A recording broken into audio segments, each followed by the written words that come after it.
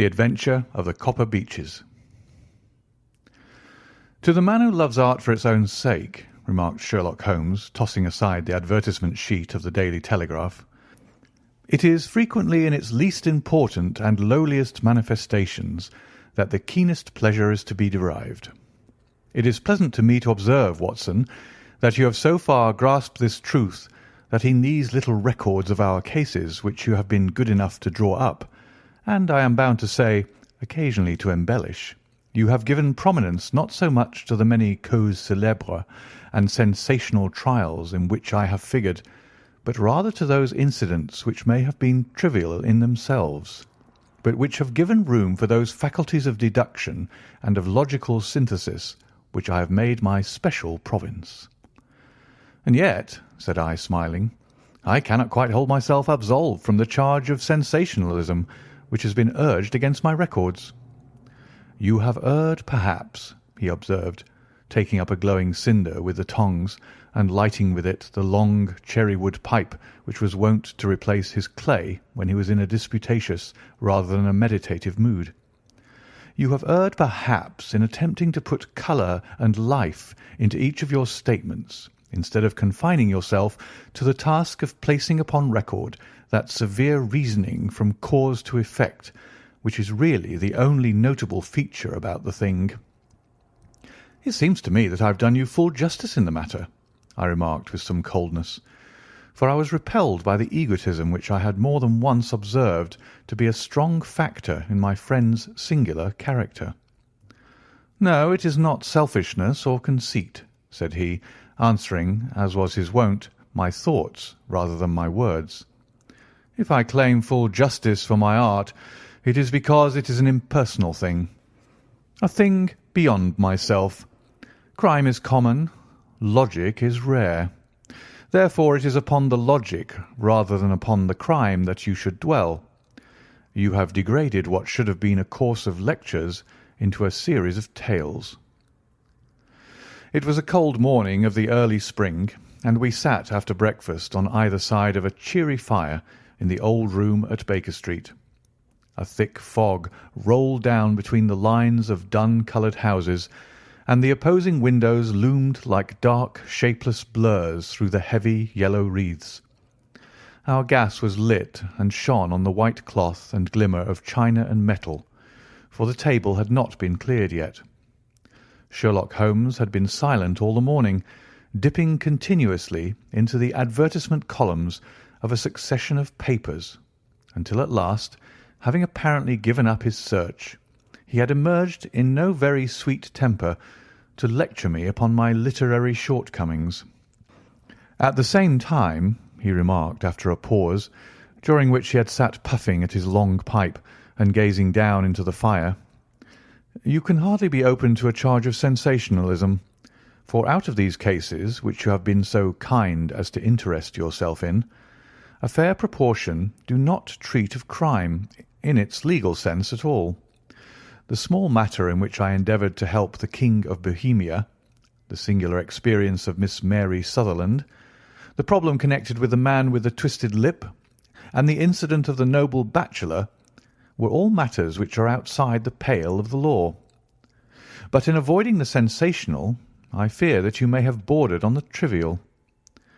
"The end may have been so," I answered, "but the methods I hold to have been novel and of interest."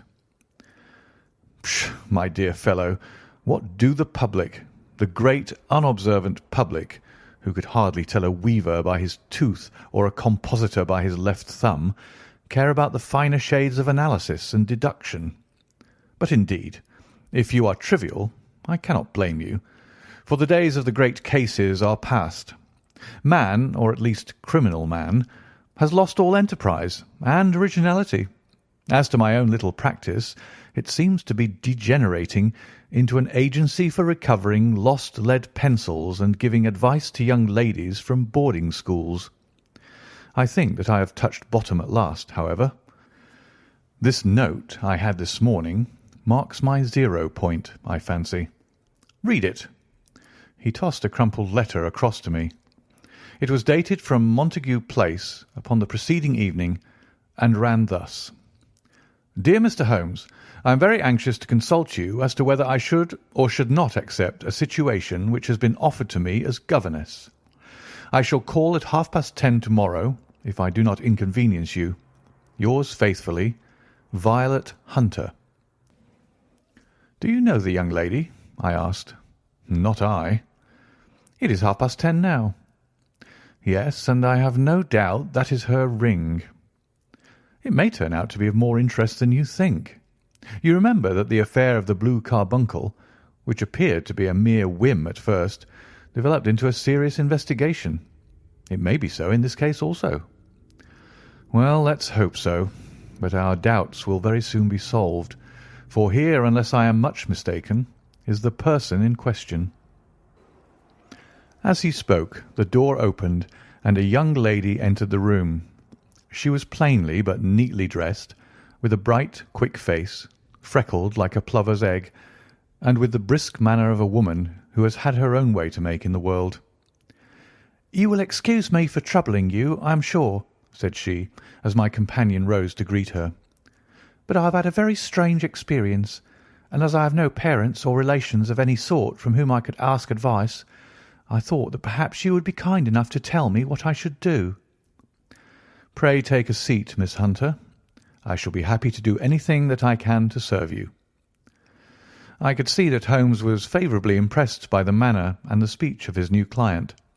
He looked her over in his searching fashion, and then composed himself, with his lids drooping and his finger-tips together, to listen to her story. "I have been a governess for 5 years," said she, "in the family of Colonel Spence Munro, but 2 months ago the Colonel received an appointment at Halifax, in Nova Scotia, and took his children over to America with him, so that I found myself without a situation. I advertised and I answered advertisements, but without success. At last the little money which I had saved began to run short, and I was at my wits' end as to what I should do. There is a well-known agency for governesses in the West End called Westaway's, and there I used to call about once a week, in order to see whether anything had turned up which might suit me. Westaway was the name of the founder of the business, but it is really managed by Miss Stoper. She sits in her own little office, and the ladies who are seeking employment wait in an ante-room, and are then shown in one by one, when she consults her ledgers and sees whether she has anything which would suit them. Well, when I called last week, I was shown into the little office as usual, but I found that Miss Stoper was not alone. A prodigiously stout man, with a very smiling face and a great heavy chin which rolled down in fold upon fold over his throat, sat at her elbow with a pair of glasses on his nose, looking very earnestly at the ladies who entered. As I came in, he gave quite a jump in his chair and turned quickly to Miss Stoper. "That will do," said he. "I could not ask for anything better. Capital! Capital!" He seemed quite enthusiastic, and rubbed his hands together in the most genial fashion. He was such a comfortable-looking man that it was quite a pleasure to look at him. "You are looking for a situation, miss?" he asked. "Yes, sir." "As governess?" "Yes, sir." "And what salary do you wish?" "I had £4 a month in my last place with Colonel Spence Munro." "Oh, tut, tut! Sweating, rank sweating!" he cried, throwing his fat hands out into the air like a man who is in a boiling passion. "How could anyone offer so pitiful a sum to a lady with such attractions and accomplishments?" "My accomplishments, sir, may be less than you imagine," said I. "A little French, a little German, music and drawing." "Tut, tut!" he cried. "This is all quite beside the question. The point is, have you or have you not the bearing and deportment of a lady? There it is in a nutshell. If you have not, you are not fitted for the rearing of a child who may some day play a considerable part in the history of the country. But if you have, why, then how could any gentleman ask you to condescend to accept anything under the 3 figures? Your salary with me, madam, would commence at £100 a year." You may imagine, Mr. Holmes, that to me, destitute as I was, such an offer seemed almost too good to be true. The gentleman, however, seeing perhaps the look of incredulity upon my face, opened a pocket-book and took out a note. "It is also my custom," said he, smiling in the most pleasant fashion, until his eyes were just two little shining slits amid the white creases of his face, "to advance to my young ladies half their salary beforehand, so that they may meet any little expenses of their journey and their wardrobe." It seemed to me that I had never met so fascinating and so thoughtful a man. As I was already in debt to my tradesmen, the advance was a great convenience. And yet there was something unnatural about the whole transaction, which made me wish to know a little more before I quite committed myself. "May I ask you where you live, sir?" said I. "Hampshire, charming rural place, the Copper Beeches, 5 miles on the far side of Winchester. It is the most lovely country, my dear young lady, and the dearest old country house." "And my duties, sir? I should be glad to know what they would be." "One child, one dear little romper, just 6 years old. Oh, if you could see him, killing cockroaches with a slipper. Smack, smack, smack. 3 gone before you could wink." He leaned back in his chair and laughed his eyes into his head again. I was a little startled at the nature of the child's amusement, but the father's laughter made me think that perhaps he was joking.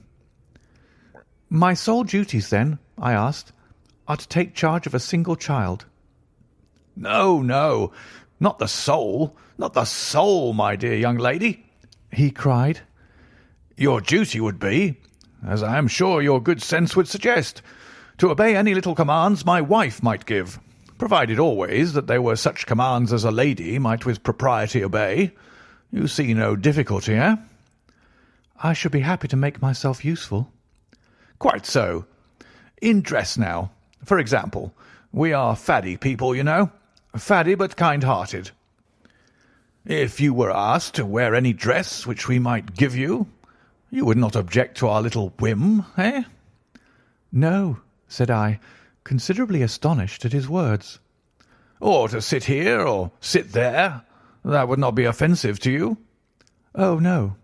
"Or to cut your hair quite short before you come to us?" I could hardly believe my ears.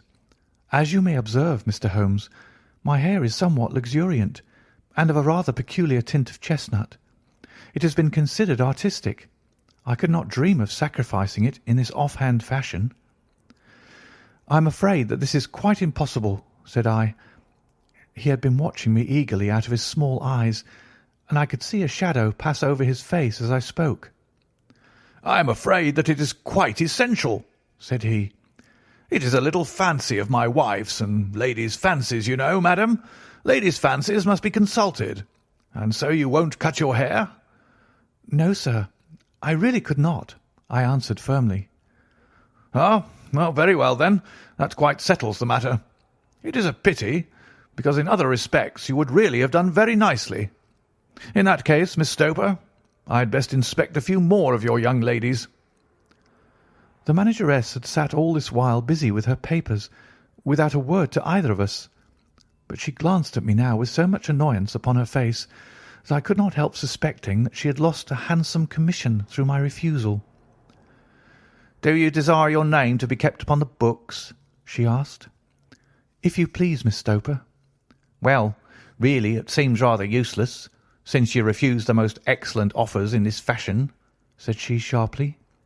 "You can hardly expect us to exert ourselves to find another such opening for you. Good day to you, Miss Hunter." She struck a gong upon the table, and I was shown out by the page. Well, Mr. Holmes, when I got back to my lodgings and found little enough in the cupboard and 2 or 3 bills upon the table, I began to ask myself whether I had not done a very foolish thing. After all, if these people had strange fads and expected obedience on the most extraordinary matters, they were at least ready to pay for their eccentricity. Very few governesses in England are getting £100 a year. Besides, what use was my hair to me? Many people are improved by wearing it short, and perhaps I should be among the number. Next day I was inclined to think that I had made a mistake, and by the day after I was sure of it. I had almost overcome my pride so far as to go back to the agency and inquire whether the place was still open, when I received this letter from the gentleman himself. I have it here, and I will read it to you. The Copper Beeches, near Winchester. Dear Miss Hunter, Miss Stoper has very kindly given me your address, and I write from here to ask you whether you have reconsidered your decision. My wife is very anxious that you should come, for she has been much attracted by my description of you. We are willing to give £30 a quarter, or £120 a year, so as to recompense you for any little inconvenience which our fads may cause you. They are not very exacting after all. My wife is fond of a particular shade of electric blue, and would like you to wear such a dress indoors in the morning. You need not, however, go to the expense of purchasing one, as we have one belonging to my dear daughter Alice, now in Philadelphia, which would, I should think, fit you very well. Then, as to sitting here or there, or amusing yourself in any manner indicated, that need cause you no inconvenience. As regards your hair, it is no doubt a pity, especially as I could not help remarking its beauty during our short interview, but I am afraid that I must remain firm upon this point, and I only hope that the increased salary may recompense you for the loss. Your duties, as far as the child is concerned, are very light. Now do try to come, and I shall meet you with the dog-cart at Winchester. Let me know your train. Yours faithfully, Jeffro Rucastle. That is the letter which I have just received, Mr. Holmes, and my mind is made up that I will accept it. I thought, however, that before taking the final step, I should like to submit the whole matter to your consideration. Well, Miss Hunter, if your mind is made up, that settles the question, said Holmes, smiling. But you would not advise me to refuse? I confess that it is not the situation which I should like to see a sister of mine apply for. What is the meaning of it all, Mr. Holmes? I have no data. I cannot tell. Perhaps you have yourself formed some opinion. Well, there seems to me to be only one possible solution. Mr. Rucastle seemed to be very kind, good-natured man. Is it not possible that his wife is a lunatic, that he desires to keep the matter quiet for fear she should be taken to an asylum, and that he humours her fancies in every way in order to prevent an outbreak? That is a possible solution. In fact, as matters stand, it is the most probable one. But in any case it does not seem to be a nice household for a young lady. But the money, Mr. Holmes, the money. Well, yes, of course, the pay is good. Too good. That is what makes me uneasy. Why should they give you £120 a year when they could have their pick for £40? There must be some strong reason behind. I thought that if I told you the circumstances, you would understand afterwards if I wanted your help. I should feel so much stronger if I felt that you were at the back of me. Oh, you may carry that feeling away with you. I assure you that your little problem promises to be the most interesting which has come my way for some months. There is something distinctly novel about some of the features. If you should find yourself in doubt or in danger— Danger? What danger do you foresee? Holmes shook his head gravely. It would cease to be a danger if we could define it, said he. But at any time, day or night, a telegram would bring me down to your help. That is enough. She rose briskly from her chair, with the anxiety all swept from her face. I shall go down to Hampshire quite easy in my mind now. I shall write to Mr. Rucastle at once, sacrifice my poor hair tonight, and start for Winchester tomorrow. With a few grateful words to Holmes, she bade us both good night and bustled off upon her way. At least, said I, as we heard her quick, firm steps descending the stairs, she seems to be a young lady who's very well able to take care of herself. And she would need to be, said Holmes gravely. I am much mistaken if we do not hear from her before many days are past. It was not very long before my friend's prediction was fulfilled. A fortnight went by, during which I frequently found my thoughts turning in her direction, and wondering what strange side alley of human experience this lonely woman had strayed into. The unusual salary, the curious conditions, the light duties, all pointed to something abnormal, though whether a fad or a plot, or whether the man were a philanthropist or a villain, it was quite beyond my powers to determine. As to Holmes, I observed that he sat frequently for half an hour on end, with knitted brows and an abstracted air. But he swept the matter away with a wave of his hand when I mentioned it. "Data, data, data," he cried impatiently. "I can't make bricks without clay." And yet he would always wind up by muttering that no sister of his should ever have accepted such a situation. The telegram which we eventually received came late one night, just as I was thinking of turning in, and Holmes was settling down to one of those all-night chemical researches which he frequently indulged in, when I would leave him stooping over a retort and a test tube at night, and find him in the same position when I came down to breakfast in the morning. He opened the yellow envelope, and then, glancing at the message, threw it across to me. "Just look up the trains in Bradshaw," said he, and turned back to his chemical studies. The summons was a brief and urgent one. "Please be at the Black Swan Hotel at Winchester at midday tomorrow," it said. "Do come. I am at my wit's end. Hunter." "Will you come up with me?" asked Holmes, glancing up. "I should wish to." "Just look it up, then." "There's a train at 9:30, said I, glancing over my Bradshaw. "It is due at Winchester at 11:30. "That will do very nicely. Then perhaps I had better postpone my analysis of the acetones, as we may need to be at our best in the morning."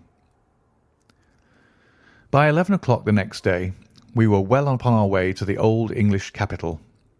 Holmes had been buried in the morning papers all the way down, but after we had passed the Hampshire border he threw them down and began to admire the scenery. It was an ideal spring day, a light blue sky, flecked with little fleecy white clouds drifting across from west to east.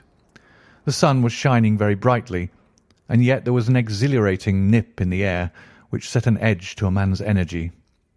All over the countryside, away to the rolling hills around Aldershot, the little red and grey roofs of the farmsteadings peeped out from amid the light green of the new foliage.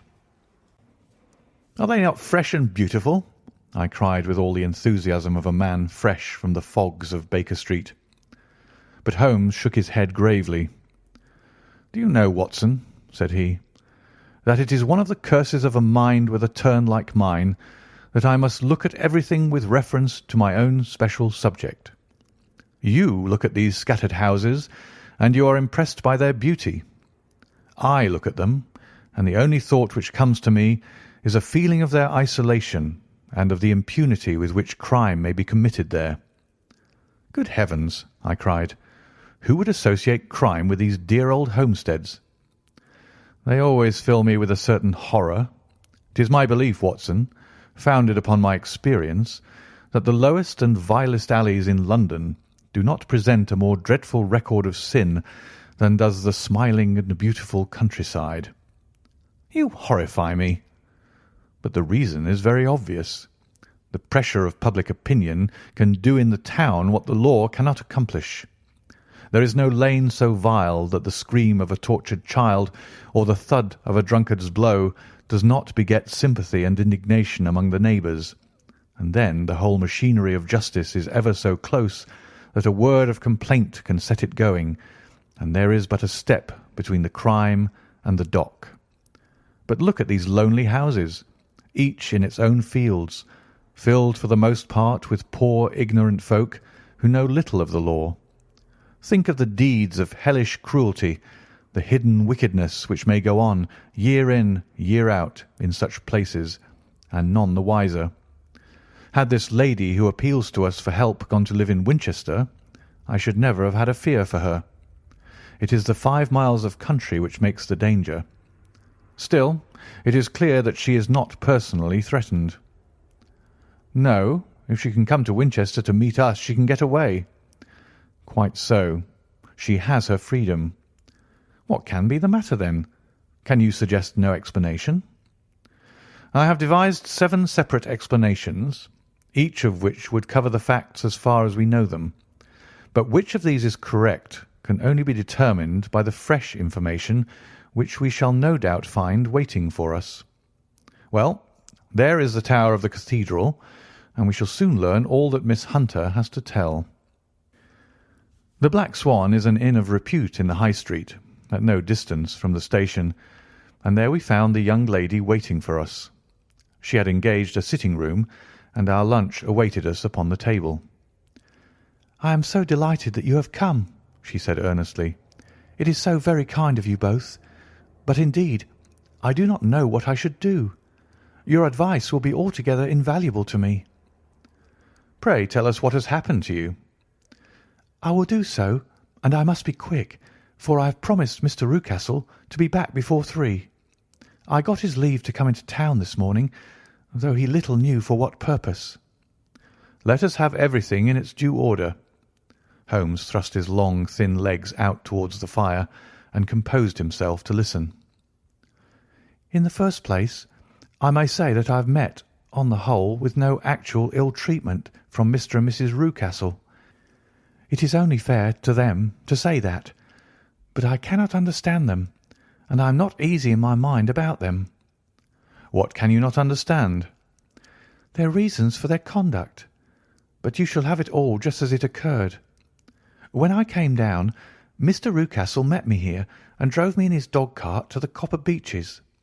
It is, as he said, beautifully situated, but it is not beautiful in itself, for it is a large square block of a house, whitewashed, but all stained and streaked with damp and bad weather. There are grounds round it, woods on 3 sides, and on the 4th a field which slopes down to the Southampton high road, which curves past about 100 yards from the front door. This ground in front belongs to the house, but the woods all round are part of Lord Southerton's preserves. A clump of copper beeches immediately in front of the hall door has given its name to the place. I was driven over by my employer, who was as amiable as ever, and was introduced by him that evening to his wife and the child. There was no truth, Mr. Holmes, in the conjecture which seemed to us to be probable in your rooms at Baker Street. Mrs. Rucastle is not mad. I found her to be a silent, pale-faced woman, much younger than her husband, not more than 30, I should think, while he can hardly be less than 45. From their conversation I have gathered that they have been married about 7 years, that he was a widower, and that his only child, by the first wife, was the daughter who has gone to Philadelphia. Mr. Rucastle told me in private that the reason why she had left them was that she had an unreasoning aversion to her stepmother. As the daughter could not have been less than 20, I can quite imagine that her position must have been uncomfortable with her father's young wife. Mrs. Rucastle seemed to me to be colourless in mind as well as in feature. She impressed me neither favourably nor the reverse. She was a nonentity. It was easy to see that she was passionately devoted both to her husband and to her little son. Her light grey eyes wandered continually from one to the other, noting every little want and forestalling it, if possible. He was kind to her also in his bluff, boisterous fashion, and on the whole they seemed to be a happy couple. And yet she had some secret sorrow, this woman. She would often be lost in deep thought, with the saddest look upon her face. More than once I have surprised her in tears. I have thought sometimes that it was the disposition of her child which weighed upon her mind, for I have never met so utterly spoiled and so ill-natured a little creature. He is small for his age, with a head which is quite disproportionately large. His whole life appears to be spent in an alternation between savage fits of passion and gloomy intervals of sulking. Giving pain to any creature weaker than himself seems to be his one idea of amusement, and he shows quite remarkable talent in planning the capture of mice, little birds, and insects. But I would rather not talk about the creature, Mr. Holmes, and indeed he has little to do with my story." "I am glad of all details," remarked my friend. whether they seem to you to be relevant or not." "I shall try not to miss anything of importance. The one unpleasant thing about the house, which struck me at once, was the appearance and conduct of the servants. There are only two, a man and his wife. Toller, for that is his name, is a rough, uncouth man with grizzled hair and whiskers, and a perpetual smell of drink. Twice, since I have been with them, he has been quite drunk, and yet Mr. Rucastle seemed to take no notice of it. His wife is very tall and a strong woman with a sour face, as silent as Mrs. Rucastle, and much less amiable. They are a most unpleasant couple, but fortunately I spend most of my time in the nursery and my own room, which are next to each other in one corner of the building. For 2 days after my arrival at the Copper Beeches, my life was very quiet. On the third, Mrs. Rucastle came down just after breakfast and whispered something to her husband. "Oh, yes," said he, turning to me. "We are very much obliged to you, Miss Hunter, for falling in with our whim so far as to cut your hair. I assure you that it has not detracted in the tiniest iota from your appearance. We shall now see how the electric blue dress will become you. You'll find it laid out upon the bed in your room, and if you would be so good as to put it on, we should both be extremely obliged." The dress which I found waiting for me was of a peculiar shade of blue. It was of excellent material, a sort of beige, but it bore unmistakable signs of having been worn before. It could not have been a better fit if I had been measured for it. Both Mr. and Mrs. Rucastle expressed a delight at the look of it, which seemed quite exaggerated in its vehemence.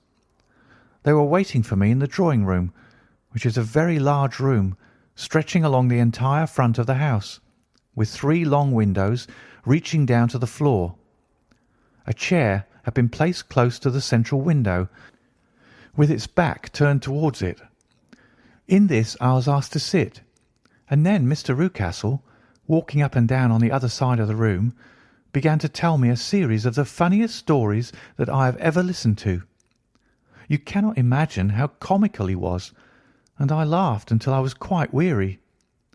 Mrs. Rucastle, however, who has evidently no sense of humour, never so much as smiled, but sat with her hands in her lap and a sad, anxious look upon her face.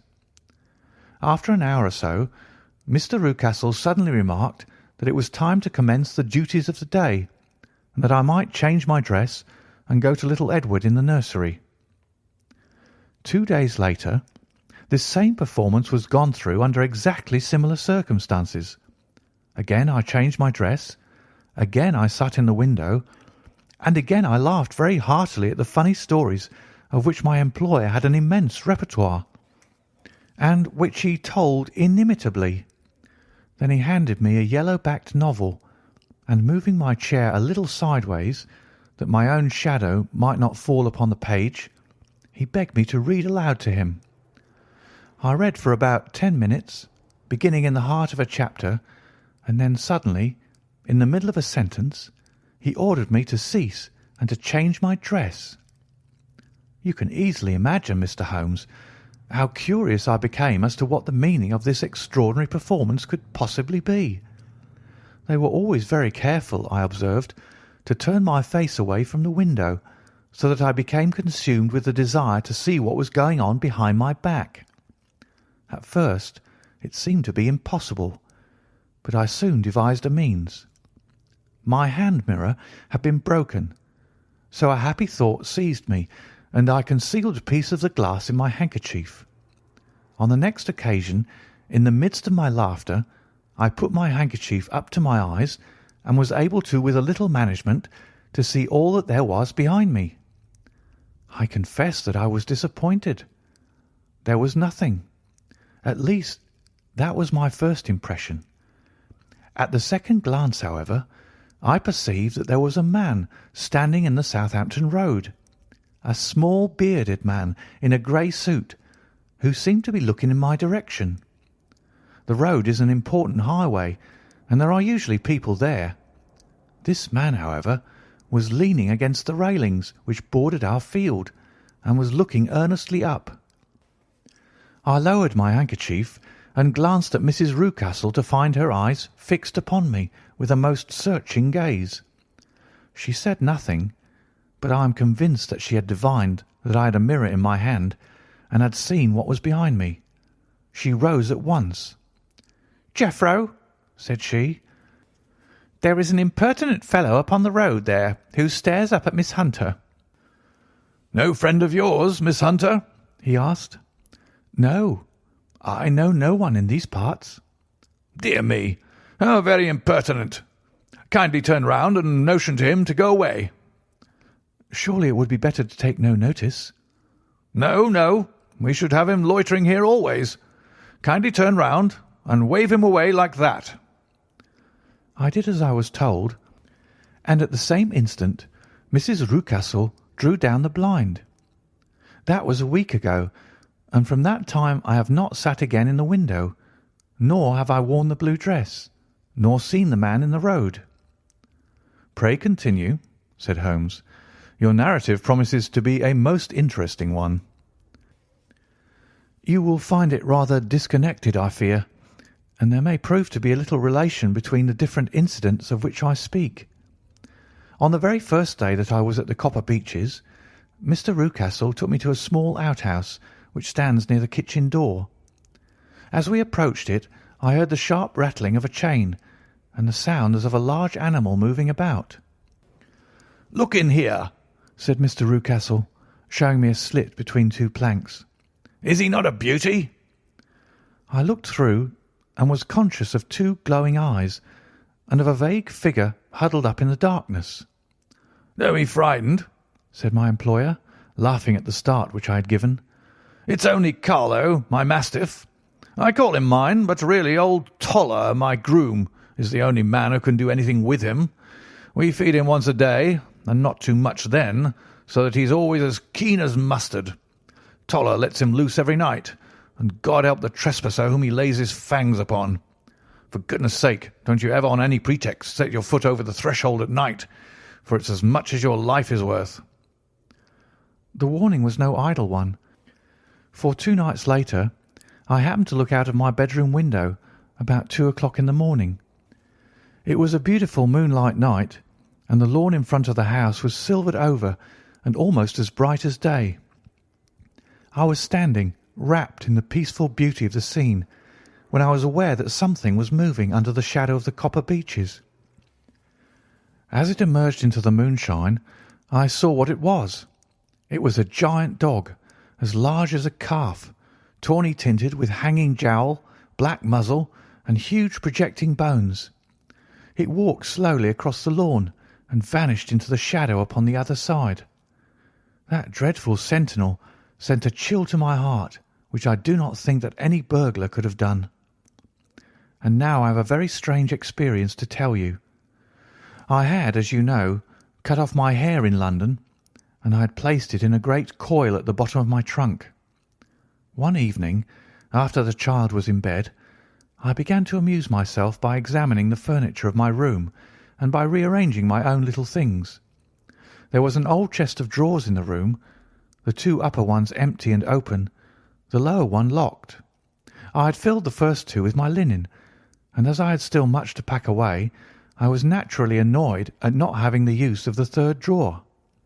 It struck me that it might have been fastened by a mere oversight, so I took out my bunch of keys and tried to open it. The very first key fitted to perfection, and I drew the drawer open. There was only one thing in it, but I am sure that you would never guess what it was. It was my coil of hair. I took it up and examined it. It was of the same peculiar tint and the same thickness. But then the impossibility of the thing obtruded itself upon me. How could my hair have been locked in the drawer? With trembling hands I undid my trunk, turned out the contents, and drew from the bottom my own hair. I laid the 2 tresses together, and I assure you that they were identical. Was it not extraordinary? Puzzle as I would, I could make nothing at all of what it meant. I returned the strange hair to the drawer, and I said nothing of the matter to the Rucastles, as I felt that I had put myself in the wrong by opening a drawer which they had locked. I am naturally observant, as you may have remarked, Mr. Holmes, and I soon had a pretty good plan of the whole house in my head. There was one wing, however, which appeared not to be inhabited at all. A door which faced that which led into the quarters of the Tollers opened into this suite, but it was invariably locked. One day, however, as I ascended the stair, I met Mr. Rucastle coming out through this door, his keys in his hand, and a look on his face which made him a very different person to the round, jovial man to whom I was accustomed. His cheeks were red, his brow was all crinkled with anger, and the veins stood out at his temples with passion. He locked the door and hurried past me without a word or a look. This aroused my curiosity, so when I went out for a walk in the grounds with my charge, I strolled round to the side from which I could see the windows of this part of the house. There were 4 of them in a row, 3 of which were simply dirty, while the 4th was shuttered up. They were evidently all deserted. As I strolled up and down, glancing at them occasionally, Mr. Rucastle came out to me, looking as merry and jovial as ever. "Ah," said he, "you must not think me rude if I pass you without a word, my dear young lady. I was preoccupied with business matters." I assured him that I was not offended. "By the way," said I, "you seem to have quite a suite of spare rooms up there, and one of them has the shutters up." He looked surprised and, as it seemed to me, a little startled at my remark. "Photography is one of my hobbies," said he. "I have made my dark room up there. But, dear me, what an observant young lady we have come upon. Who would have believed it? Who would have ever believed it?" He spoke in a jesting tone, but there was no jest in his eyes as he looked at me. I read suspicion there and annoyance, but no jest. "Well, Mr. Holmes, from the moment that I understood that there was something about that suite of rooms which I was not to know, I was all on fire to go over them. It was not mere curiosity, though I have my share of that. It was more a feeling of duty, a feeling that some good might come from my penetrating to this place. They talk of woman's instinct. Perhaps it was woman's instinct which gave me that feeling. At any rate, it was there, and I was keenly on the lookout for any chance to pass the forbidden door. It was only yesterday that the chance came. I may tell you that besides Mr. Rucastle, both Toller and his wife find something to do in these deserted rooms, and I once saw him carrying a large black linen bag with him through the door. Recently he has been drinking hard, and yesterday evening he was very drunk, and when I came upstairs there was the key in the door. I have no doubt at all that he had left it there. Mr. and Mrs. Rucastle were both downstairs, and the child was with them, so that I had an admirable opportunity. I turned the key gently in the lock, opened the door, and slipped through. There was a little passage in front of me, unpapered and uncarpeted, which turned at a right angle at the farther end. Round this corner were 3 doors in a line, the first and third of which were open. They each led into an empty room, dusty and cheerless, with 2 windows in the one and one in the other, so thick with dirt that the evening light glimmered dimly through them. The centre door was closed, and across the outside of it had been fastened one of the broad bars of an iron bed, padlocked at one end to a ring in the wall, and fastened at the other with stout cord. The door itself was locked as well, and the key was not there. This barricaded door corresponded clearly with the shuttered window outside, and yet I could see by the glimmer from beneath it that the room was not in darkness. Evidently there was a skylight which let in light from above. As I stood in the passage, gazing at the sinister door and wondering what secret it might veil, I suddenly heard the sound of steps within the room, and saw a shadow pass backward and forward against the little slit of dim light which shone out from under the door. A mad, unreasoning terror rose up in me at the sight, Mr. Holmes. My overstrung nerves failed me suddenly, and I turned and ran as though some dreadful hand were behind me, clutching at the skirt of my dress. I rushed down the passage, through the door, and straight into the arms of Mr. Rucastle, who was waiting outside. "So," said he, smiling, "it was you, then. I thought that it must be when I saw the door open." "Oh, I'm so frightened," I panted. My dear young lady, my dear young lady. And what has frightened you, my dear young lady?" But his voice was just a little too coaxing. He overdid it. I was keenly on my guard against him. "I was foolish enough to go into the empty wing," I answered, "but it is so lonely and eerie in this dim light that I was frightened and ran out again. Oh, it is so dreadfully still in there." "Only that?" said he, looking at me keenly. "Why, what did you think?" I asked. "Why, do you think that I locked the door?" "I am sure that I do not know." "It is to keep people out who have no business there, do you see?" He was still smiling in that most amiable manner. "I am sure if I had known—" "Well, then, you know now, and if you ever put your foot over that threshold again—" Here in an instant the smile hardened into a grin of rage, and he glared down at me with the face of a demon. "I'll throw you to the mastiff." I was so terrified that I do not know what I did. I suppose that I must have rushed past him into my room. I remember nothing until I found myself lying on my bed, trembling all over. Then I thought of you, Mr. Holmes. I could not live there longer without some advice. I was frightened of the house, of the man, of the woman, of the servants, even of the child. They were all horrible to me. If I could only bring you down, all would be well. Of course, I might have fled from the house, but my curiosity was almost as strong as my fears. My mind was soon made up. I would send you a wire. I put on my hat and cloak, went down to the office, which is about half a mile from the house, and then returned, feeling very much easier. A horrible doubt came into my mind as I approached the door, lest the dog might be loose. But I remembered that Toller had drunk himself into a state of insensibility that evening, and I knew that he was the only one in the household who had any influence with the savage creature, or who would venture to set him free. I slipped in safety, and lay awake half the night in my joy at the thought of seeing you. I had no difficulty in getting leave to come into Winchester this morning, but I must be back before 3 o'clock, for Mr. and Mrs. Rucastle are going on a visit, and will be away all the evening, so that I must look after the child. Now, I have told you all my adventures, Mr. Holmes, and I should be very glad if you could tell me what it all means, and above all, what I should do." Holmes and I had listened spellbound to this extraordinary story. My friend rose now and paced up and down the room, his hands in his pockets and an expression of the most profound gravity upon his face. "Is Toller still drunk?" he asked. "Yes. I heard his wife tell Mrs. Rucastle that she could do nothing with him."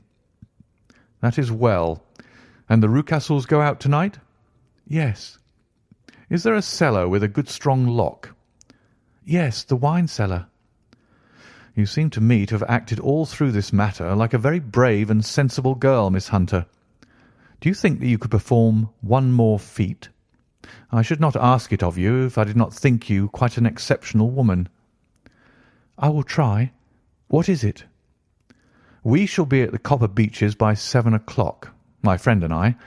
The Rucastles will be gone by that time, and Toller will, we hope, be incapable. There only remains Mrs. Toller, who might give the alarm. If you could send her into the cellar on some errand, and then turn the key upon her, you would facilitate matters immensely." "I will do it." "Excellent. We shall then look thoroughly into the affair. Of course, there is only one feasible explanation. You have been brought there to personate someone, and the real person is imprisoned in this chamber. That is obvious. As to who this prisoner is, I have no doubt that it is the daughter, Miss Alice Rucastle, if I remember right, who was said to have gone to America. You were chosen, doubtless, as resembling her in height, figure, and the colour of your hair. Hers had been cut off, very possibly in some illness through which she has passed, and so, of course, yours had to be sacrificed also. By a curious chance you came upon her tresses. The man in the road was undoubtedly some friend of hers, possibly her fiancé, and no doubt as you wore the girl's dress and were so like her, he was convinced from your laughter, whenever he saw you, and afterwards from your gesture, that Miss Rucastle was perfectly happy, and that she no longer desired his attentions. The dog is let loose at night to prevent him from endeavouring to communicate with her. So much is fairly clear. The most serious point in this case is the disposition of the child. "What on earth has that to do with it?" I ejaculated. "My dear Watson, you, as a medical man, are continually gaining light as to the tendencies of a child by the study of the parents. Don't you see that the converse is equally valid? I have frequently gained my first real insight into the character of parents by studying their children. This child's disposition is abnormally cruel, merely for cruelty's sake, and whether he derives this from his smiling father, as I should suspect, or from his mother, it bodes evil for the poor girl who is in their power." "I am sure that you are right, Mr. Holmes," cried our client. "A thousand things come back to me which make me certain that you have hit it. Oh, let us lose not an instant in bringing help to this poor creature." "We must be circumspect, for we are dealing with a very cunning man. We can do nothing until 7 o'clock. At that hour we shall be with you, and it will not be long before we solve the mystery." We were as good as our word, for it was just 7 when we reached the copper Beeches, having put up our trap at a wayside public house. The group of trees, with their dark leaves shining like burnished metal in the light of the setting sun, were sufficient to mark the house, even had Miss Hunter not been standing smiling on the doorstep. "Have you managed it?" asked Holmes. A loud thudding noise came from somewhere downstairs. "That is Mrs. Toller in the cellar," said she. "Her husband lies snoring on the kitchen rug. Here are his keys, which are the duplicates of Mr. Rucastle's." "You have done well indeed," cried Holmes with enthusiasm. "Now lead the way, and we shall soon see the end of this black business." We passed up the stair, unlocked the door, followed on down a passage, and found ourselves in front of the barricade which Miss Hunter had described. Holmes cut the cord and removed the transverse bar. Then he tried the various keys in the lock, but without success. No sound came from within, and at the silence Holmes' face clouded over. "I trust that we are not too late," said he. "I think, Miss Hunter, that we had better go in without you. Now, Watson, put your shoulder to it, and we shall see whether we cannot make our way in." It was an old rickety door, and gave at once before our united strength. Together we rushed into the room. It was empty. There was no furniture save a little pallet bed, a small table, and a basketful of linen. The skylight above was open, and the prisoner gone. "There has been some villainy here," said Holmes. "This beauty has guessed Miss Hunter's intentions and has carried his victim off." "But how?" "Through the skylight. We shall soon see how he managed it. He swung himself up onto the roof. Ah, yes," he cried. "Here's the end of a long, light ladder against the eaves. That is how he did it." "But it is impossible," said Miss Hunter. "The ladder was not there when the Rucastles went away." "He has come back and done it. I tell you that he is a clever and dangerous man. I should not be very much surprised if this were he whose step I hear now upon the stair. I think, Watson, that it will be as well for you to have your pistol ready." The words were hardly out of his mouth before a man appeared at the door of the room, a very fat and burly man with a heavy stick in his hand. Miss Hunter screamed and shrunk against the wall at the sight of him, but Sherlock Holmes sprang forward and confronted him. "You villain!" said he. "Where's your daughter?" The fat man cast his eyes around and then up at the open skylight. "It is for me to ask you that," he shrieked. "You thieves! Spies and thieves! I have caught you, have I? You're in my power. I'll serve you." He turned and clattered down the stairs as hard as he could go. "He's gone for the dog," cried Miss Hunter. "I have my revolver," said I. "Better close the front door," cried Holmes, and we all rushed down the stairs together. We had hardly reached the hall when we heard the baying of a hound, and then a scream of agony with a horrible worrying sound which it was dreadful to listen to. An elderly man with a red face and shaking limbs came staggering out at a side door. "My God!" he cried. "Someone has loosed the dog. It's not been fed for 2 days. Quick, quick, or it'll be too late." Holmes and I rushed out and round the angle of the house, with Toller hurrying behind us. There was the huge famished brute, its black muzzle buried in Rucastle's throat, while he writhed and screamed upon the ground. Running up, I blew its brains out, and it fell over with its keen white teeth still meeting in the great creases of his neck. With much labour we separated them and carried him, living but horribly mangled, into the house. We laid him upon the drawing-room sofa, and having dispatched the sober Toller to bear the news to his wife, I did what I could to relieve his pain. We were all assembled round him when the door opened and a tall, gaunt woman entered the room. "Mrs. Toller!" cried Miss Hunter. "Yes, miss. Mr. Rucastle let me out when he came back before he went up to you." "Ah, miss, it is a pity you didn't let me know what you were planning, for I would have told you that your pains were wasted." "Ha!"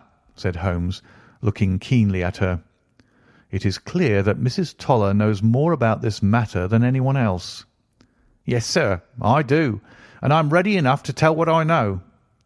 "Then pray sit down and let us hear it, for there are several points on which I must confess that I am still in the dark." "I will soon make it clear to you," said she, "and I'd have done so before now if I could have got out from my cellar. If there's police court business over this, you'll remember that I was the one that stood your friend, and that I was Miss Alice's friend too. She was never happy at home, Miss Alice wasn't, from the time that her father married again. She was slighted like, and had no say in anything, but it never really became bad for her until after she met Mr. Fowler at a friend's house. As well as I could learn, Miss Alice had rights of her own by will, but she was so quiet and patient, she was, that she never said a word about them, but just left everything in Mr. Rucastle's hands. He knew he was safe with her, but when there was a chance of a husband coming forward who would ask for all that the law would give him, then her father thought it time to put a stop on it. He wanted her to sign a paper so that whether she married or not, he could use her money. When she wouldn't do it, he kept on worrying her until she got brain fever, and for 6 weeks was at death's door. Then she got better at last, all worn to a shadow, and with her beautiful hair cut off, but that didn't make no change in her young man, and he stuck to her as true as a man could be." "Ah," said Holmes, "I think that what you have been good enough to tell us makes the matter fairly clear, and that I can deduce all that remains.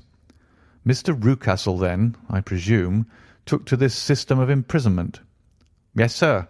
"And brought Miss Hunter down from London in order to get rid of the disagreeable persistence of Mr. Fowler." "That was it, sir."